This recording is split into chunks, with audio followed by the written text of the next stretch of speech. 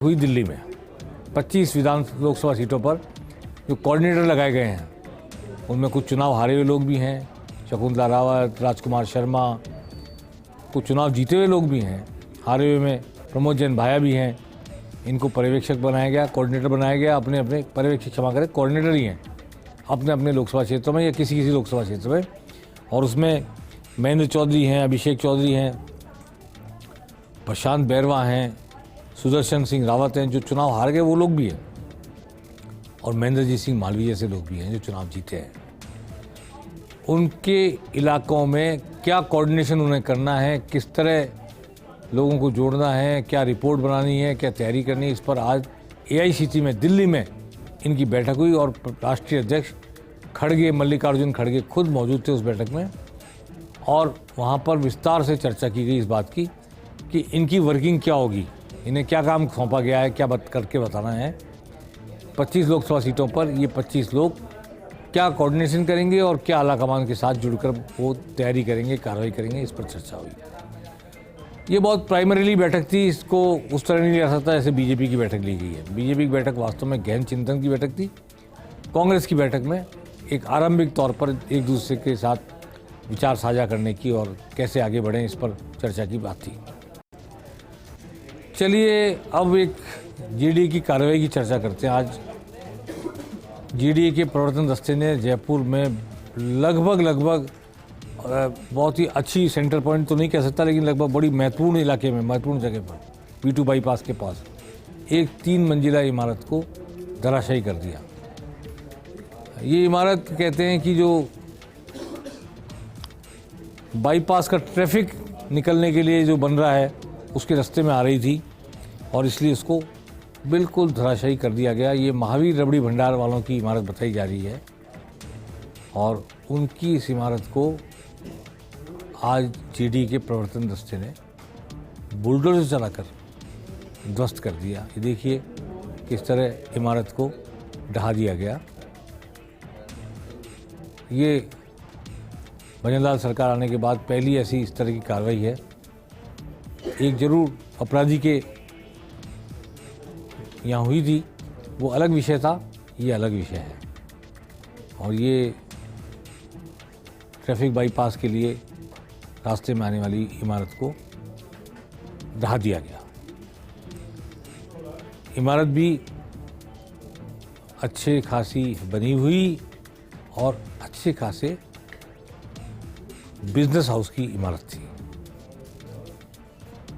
अब इस पर यह कि क्या ये क्रम जारी रहेगा और जयपुर में बहुत सारे निर्माण ऐसे हैं जो रास्ते में आ रहे हैं, जहां सुविधा क्षेत्र में बने हुए हैं, बड़े बड़े लोगों के बने हुए हैं। क्या इस तरह की कार्रवाई सब पर होगी? क्या भजनलाल सरकार का ये संदेश है? इसे अंडरलाइन किया जाना चाहिए। अगर ये संदेश है तो जयपुर में बहुत सारे लोगों की चिंता बढ़ने वाली है, बड़े बड़े लोगों की चिंता बढ़ने वाली है। अब मैं कांग्रेस पर आना चाहता हूं एक बार फिर। नतीजे चुनाव के आए 40 दिन हो गए। आज 3 दिसंबर को नतीजा आया था, आज 12 जनवरी है। 40 दिन में भी कांग्रेस ने नेता प्रतिपक्ष की घोषणा नहीं की। ये ठीक है, भाजपा ने देर से मुख्यमंत्री चुना, देर से मंत्री चुने, फिर देर से विभाग दिए, पर कांग्रेस अपनी तरफ देखे। नेता प्रतिपक्ष सदन शुरू होने वाला है सत्र 19 तारीख से, 19 जनवरी से। और कौन होगा नेता प्रतिपक्ष ये अब तक तय नहीं कर पाई है कांग्रेस। ऐसे तो बहुत वरिष्ठ हैं, ये शांति धारीवाल जो आपको दिखाई दे रहे हैं, बहुत अनुभवी हैं, सांसद रह चुके हैं, मंत्री रह चुके हैं प्रदेश में कई बार। और लेकिन वो जो 25 सितंबर का धागा उन पर टैग लगा हुआ है, उनके सारे अनुभव और वक्तत्व शैली और फ्लोर मैनेजमेंट और सब चीज़ों के बावजूद उन पर कोई हाथ रखा जाएगा ऐसा मुश्किल लगता है। महेंद्रजीत सिंह मालवीय ST के हैं, बांसवाड़ा डूंगरपुर इलाके से, वागड़ से आते हैं। उनकी संभावना इसलिए है कि कांग्रेस ने जो भी रणनीति आगे बनेगी चुनाव को, लोकसभा चुनाव को लेके, उसमें ST वोटों का बहुत महत्व मानती है कांग्रेस अपने लिए। और कोई कॉम्बिनेशन बनाने की कोशिश हो सकती है, क्योंकि भारतीय जनता पार्टी ने मुख्य सचेतक एससी से बनाया है, इसलिए कांग्रेस कोशिश कर सकती है कि एसटी का, शेड्यूल्ड ट्राइब का नेता प्रतिपक्ष चुने। और महेंद्र सिंह मालवीय वरिष्ठ हैं और मंत्री रहे हैं, कई बार चुनकर आए हैं, उनका नंबर लग सकता है। परंतु एक चर्चा ये भी है कि राजेंद्र पारीक को बनाया जाए, वो भी काफ़ी वरिष्ठ हैं, शायद 6-7 बार के विधायक हैं, लेकिन उनके सामने सबसे बड़ी बाधा यह है कि अगर वो बनते हैं तो वो भी सीकर जिले से, पड़ोस की सीट से ही प्रदेश कांग्रेस अध्यक्ष डोटासरा आते हैं, तो एक जिले से प्रदेश अध्यक्ष भी बन जाए और उसी जिले से नेता प्रतिपक्ष भी बन जाए। हालांकि ब्राह्मण के समक्ष ब्राह्मण मुख्यमंत्री के समक्ष ब्राह्मण नेता प्रतिपक्ष, ये सोच हो सकती है, पर गोविंद सिंह डोटासरा या तो प्रदेश कांग्रेस अध्यक्ष बने रहेंगे या फिर उन्हें नेता प्रतिपक्ष बनाकर प्रदेश कांग्रेस अध्यक्ष नया लाया जाएगा। तो गोविंद सिंह डोटासरा अपरिहार्य हैं इस वक्त कांग्रेस की लोकसभा चुनाव की राजनीति के लिहाज से।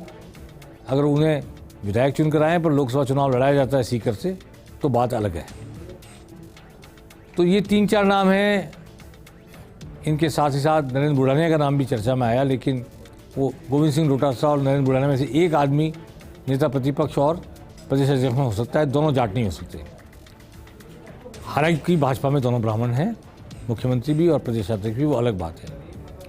वहाँ वोट, भाजपा का वोटर जाति के आधार पर वोट करेगा, इसकी संभावना काफ़ी कम है। वो या तो मोदी के नाम पर वोट करेगा या लोकसभा चुनाव का वोट राम के नाम पर, राम मंदिर की स्थापना के नाम पर होगा, ऐसा भाजपा का सोच भी है। एक राजनीतिक पर्यवेक्षक के नाते मेरा मानना भी है कि 2 प्रमुख मुद्दे होंगे और अनुच्छेद 370 का भी जिक्र हो सकता है थोड़ा बहुत, या समान नागरिक संहिता लाने का विषय लक्ष्य सामने रखकर चुनाव लड़े। लेकिन राम मंदिर की जो भावनाओं का ज्वार उमड़ेगा और मोदी है तो मुमकिन है भाजपा इसी के सहारे चुनाव की वैतरणी को पार करने की कोशिश करेगी। कांग्रेस को 25 सीटों पर एक तो अव्वल तो प्रत्याशी ढूंढने पड़ेंगे जो कि चुनौती दे सके भाजपा के इस आवेग को, इस लहर को, और दूसरे कांग्रेस के लिए लोकसभा चुनाव में गुर्जर, मीणा, जाट, एसटी, वागड़ के एसटी, इधर के ईस्टर्न राजस्थान के मीणा, ये सारे कॉम्बिनेशन में ही उलझेगी कांग्रेस, इसी में से अपने लिए रास्ता बनाने की कोशिश करेगी, ऐसा मेरा मानना है। क्योंकि ये जो न्याय यात्रा है, भारत जोड़ो न्याय यात्रा, इससे वोट मिले ऐसा मानने को तैयार नहीं हूँ। वोट तो या तो किसी राजनीतिक विचारधारा या दृष्टिकोण से मिलेंगे, या जाति के आधार पर, प्रत्याशी की जाति के आधार पर मिलेंगे, या कौन सी जाति कांग्रेस के समर्थन में उतर आती है, या मुस्लिम वोट हैं या कि जाट वोट हैं, गुर्जर वोट जो भाजपा की तरफ चला गया था, क्या लोकसभा चुनाव में वापस कांग्रेस के पास लौट के आएगा, मीणा वोट जो किरोड़लाल मीणा के साथ था बीजेपी में, अब किरोड़लाल मीणा को लेकर जो चर्चा चल रही है उसमें क्या वो फिर वापस कांग्रेस के साथ आ जाएगा। ये बहुत सारी बातें हैं। इन समीकरणों के बीच कांग्रेस अपना रास्ता बनाने की कोशिश करेगी, लेकिन कांग्रेस के लिए 25 सीटों पर टक्कर देने लायक उम्मीदवार खड़े करना सबसे पहले, जीतने की बात मैं अभी नहीं कर रहा, वो तो तब समीकरण बनेंगे तब बात करेंगे। भाजपा के इस मोदीमय माहौल और राममय माहौल को टक्कर देने वाले लायक प्रत्याशी ढूंढकर खड़े करना एक चुनौती होगा कांग्रेस के लिए। देखते हैं आने वाले समय में कांग्रेस इस चुनौती से कैसे रूबरू होती है, कैसे सामना करती है, कैसे अपने लिए रास्ता बनाती है। पेनल्टी कॉर्नर में आज बस इतना ही। नमस्कार।